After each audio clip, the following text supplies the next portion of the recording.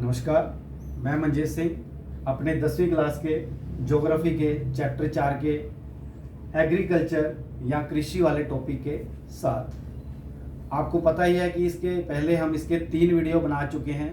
ये हमारा चौथा वीडियो है और इस वीडियो में हम क्या टॉपिक की बात करने जा रहे हैं, वो है मुख्य फसलें, जो मेजर क्रॉप्स। क्योंकि एग्रीकल्चर की हम बात कर रहे हैं तो सबसे पहले हमें भी जानना जरूरी होता है कि फसलें कौन सी होती हैं, और हम मुख्य फसलों की बात करेंगे।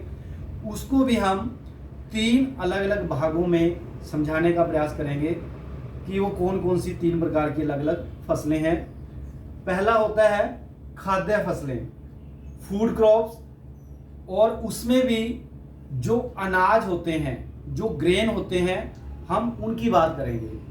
तो इन खाद्य फसलों में जो अनाज वाली फसलें होती हैं उनमें हम राइस, चावल, व्हीट, गेहूं, मिलेट जो मोटे अनाज होते हैं, ज्वार, बाजरा, रागी, मैजे, मक्का, और पल्सेस जो दालें होती हैं। दालें हम कई प्रकार की होती हैं, मूंग होता है, उड़द होता है, तूर होता है। तो ये जो फसलें हैं ये खाद्य फसलें हैं, क्योंकि हम इनको खाते हैं, रसोई के अंदर पता है बनाते हैं और फिर इसको खाते हैं। जो दूसरा है उसका, वो भी खाद्य ही फसलें हैं लेकिन वो अनाज नहीं होती, यानी फूड क्रॉप्स हैं लेकिन अदर देन ग्रेन्स, जैसे शुगर केन है, इसके अतिरिक्त जो टी है, कॉफी है, ऑयल सीड्स हैं, और जो वेजिटेबल्स हैं, हॉर्टिकल्चर वाली से जुड़ी जो चीजें हैं, वो सारी की सारी चीजें क्या हैं, वो खाद्य हैं लेकिन अनाज में वो शामिल नहीं होती। तो 2 कैटेगरी की हमने बात की। अभी हम तीसरी जो कैटेगरी है वो है अखाद्य फसल, यानी कह सकते हैं नॉन फूड क्रॉप्स, यानी वो खाई नहीं जाती हैं लेकिन है फसल ही। जैसे रबड़ है, जैसे कॉटन है, जैसे जूट है। यानी जूट और जो कॉटन है वो फाइबर है, और रबड़ भी एक जो है, यह तीनों जो फसलें हैं वो नॉन फूड क्रॉप्स हैं, यानी अखाद्य फसलें हैं, इनको खाया नहीं जाता। अब हम क्या करने जा रहे हैं कि इन्हीं में से कुछ हमने सैंपल लिए हैं जो मेजर क्रॉप्स हैं, उनकी हम जो ज्योग्राफिकल कंडीशंस हैं उनको देखने का प्रयास करेंगे कि वो कैसे वातावरण में, कितनी प्रकार की उनको कौन सी मिट्टी चाहिए, कितनी उनको वर्षा चाहिए, और किन किन प्रदेशों में वो पाए जाते हैं, उनकी हम बात करेंगे। हमने क्या किया है कि 2 मुख्य फूड क्रॉप्स ली हैं, जैसे चावल और गेहूं, और एक हमने जो दो फूड क्रॉप्स लिए हैं जो ग्रेन नहीं है, जैसे गन्ना और चाय फूड क्रॉप्स हैं लेकिन ग्रेन नहीं है। और इसके अतिरिक्त एक हमने नॉन फूड क्रॉप्स जो है, हमने एक फाइबर जो है कॉटन, कपास की हमने बात यहां पर करनी है। यानी 5 फसलों के बारे में हम जो उनकी भौगोलिक परिस्थितियां होती हैं, कैसे पैदा होती हैं, कितने प्रकार की उनको कह सकते हैं तापमान या वर्षा चाहिए, उसकी हम बात करेंगे। तो सबसे पहले हम बात करने जा रहे हैं चावल की, राइस की। जो चावल है भारत के लोगों का स्टेपल फूड है। अब स्टेपल फूड क्या होता है कि जो डाइट में नियमित रूप से शामिल किया जाता है। अब दक्षिण भारत में चले जाइए, पूर्वी भारत में चले जाइए, वहां पर तो चावल डेली ही खाया जाता है। और क्योंकि सारे लोग इधर दक्षिण भारत वाले या पूर्वी भारत वाले नॉर्थ में भी हैं, वेस्ट में भी हैं, तो इस प्रकार में पूरे भारत में एक बार चावल जरूर खाया जाता है। अब ये कहां पर पैदा होता है कि जो मिट्टी है वो एलुवियल या जलोढ़ मिट्टी इसके लिए चाहिए, या डेल्टाई क्षेत्रों में भी जो मिट्टी होती है वहां पर भी ये चावल उगाया जा सकता है। अब इसके लिए तापमान थोड़ा सा ज्यादा चाहिए, 25 डिग्री सेल्सियस। आपको पता है कि ये जो फसल है खरीफ की फसल है, और खरीफ की फसल आपको पता ही है कि कब उगाई जाती है, यानी चावल की फसल जब मानसून आता है। तो उन दिनों में जो टेम्परेचर है, जो तापमान है, वो थोड़ा ज्यादा होता है। और इसके लिए जो वर्षा है, जो रेनफॉल है, वो ज्यादा चाहिए, खास करके जब फसल को उगाया जाता है। आपको पता है कि इसकी पहले पौध या नर्सरी तैयार की जाती है। फिर उसकी नर्सरी को एक खेत में जहां पर पानी लगा होता है, पहले खेत को तैयार किया जाता है, प्लेन किया जाता है, और उस खेत में पानी छोड़ दिया जाता है। और फिर उस की जो पौध होती है, जो नर्सरी होती है, पनीरी होती है, उसको एक एक दाना पकड़ करके, एक एक पौधा पकड़ करके उसको पानी की जो मिट्टी होती है उसकी जड़ों तक पहुंचाना पड़ता है। और उस समय बारिश यानी खेत भरा होना चाहिए। लेकिन आपको पता है कि जब ये थोड़ा इसको काटा जाता है, खरीफ की फसल है, तो वहां पर इसको पता है कि अक्टूबर नवंबर के महीने में इसको काट लिया जाता है। और उस समय जो टेम्परेचर है थोड़ा कम चाहिए काटने के समय। और ये जो क्षेत्र है कहाँ पाया जाता है? जो चावल है उत्तर के जो उत्तरी में कह सकते हैं, जो प्लेन है, मैदानी भाग हैं, या नॉर्थ ईस्ट के जो मैदानी भाग हैं, और जो कोस्टल एरिया है या डेल्टाई एरिया है। अब इन क्षेत्रों में अगर हम बात करें तो उत्तर में हम देखते हैं कि पंजाब है, हरियाणा है, उत्तर प्रदेश है, तो और नॉर्थ ईस्ट में असम है, अरुणाचल प्रदेश है, मेघालय है, उन क्षेत्रों में। और डेल्टाई क्षेत्रों की अगर हम बात करते हैं वेस्ट बंगाल में। और जो कोस्टल एरिया है, तटीय क्षेत्र है, वो आप देख रहे हैं उड़ीसा से, बिहार से, उड़ीसा से नीचे जाते हुए आंध्र प्रदेश तक, तमिलनाडु, केरल, इन क्षेत्रों में।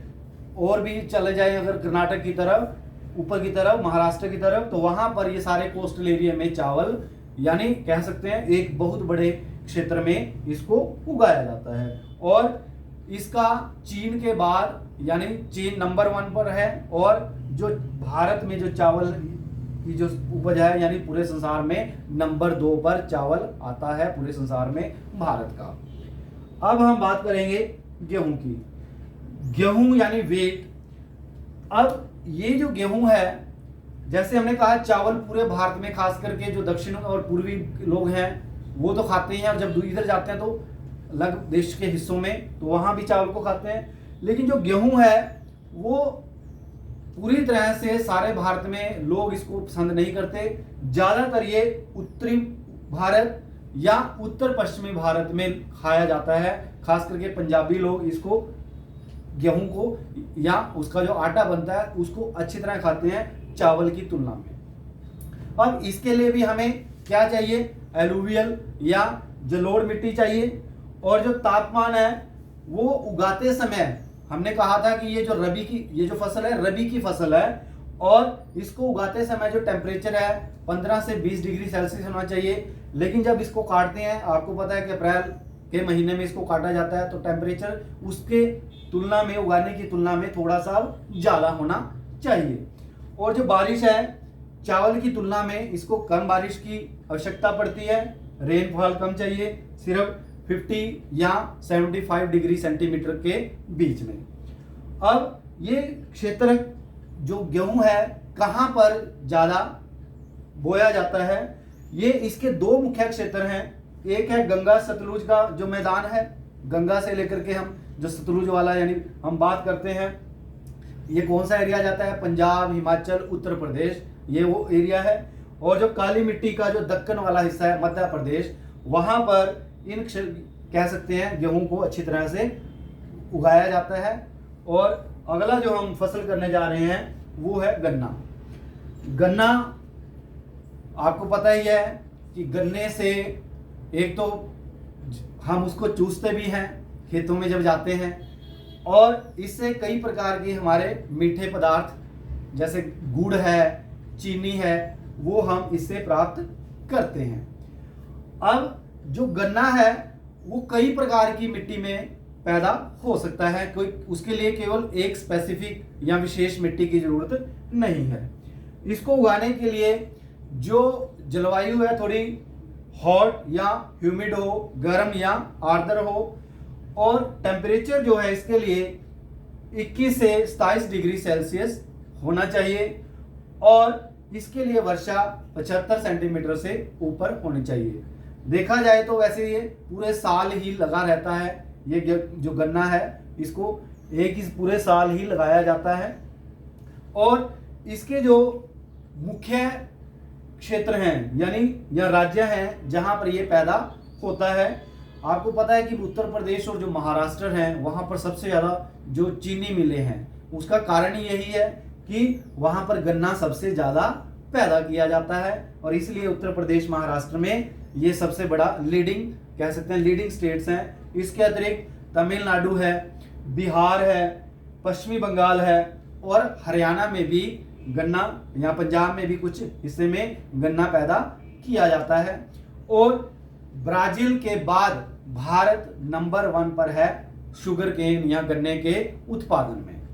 अब हम तीसरी जो चौथी फसल है वो एक पेय पदार्थ है, बीवरेज क्रॉप है, उसकी हम बात करेंगे। चाय, ये भी एक जो मिट्टी है उसके लिए उपजाऊ चाहिए, जिसमें ह्यूमस और ऑर्गेनिक की जो मात्रा है वो होनी चाहिए और इसको जो मौसम है थोड़ा गर्म भी होना चाहिए। लेकिन एक चीज याद रखते हैं कि जब हम वर्षा की बात करते हैं तो वर्षा इसमें ज्यादा चाहिए, लगभग 200 सेंटीमीटर के लिए 200 सेंटीमीटर के आसपास एनुअली। लेकिन एक चीज याद रखनी है कि वो जो बारिश हो रही है तो वो उसकी जो पौधे हैं उसकी जड़ों में पानी नहीं रुकना चाहिए।